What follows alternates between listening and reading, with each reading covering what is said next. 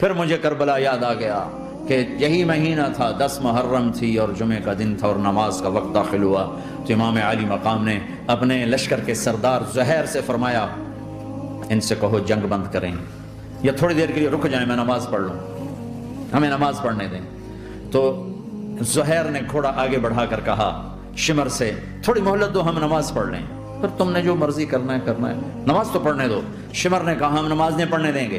ایک اور کوفی کھڑا تھا، اس کا نام حسین بن نمیر، انہوں نے کہا تمہاری نماز ہوتی ہی نہیں۔ انہوں نے کہا لعنت ہے تم پر، جس گھر کی طفیل نماز ملی ان کی نہیں ہوتی۔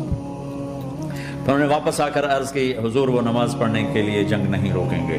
کہا اچھا پھر ہم نماز تو نہیں چھوڑ سکتے۔ میرے رب کی قسم اگر حسین نماز نہ پڑھتے تو انہیں کوئی فرق نہ پڑتا، لیکن ایک فرق پڑتا کہ پھر پیغام ادھورا جاتا، میسج ادھورا جاتا، اور میسج یہ دینا تھا کہ زیر خنجر بھی یہ پیغام سنایا ہم نے کہ ہم نے تلوار کی دھاروں کے نیچے بھی سر جھکانا ہے۔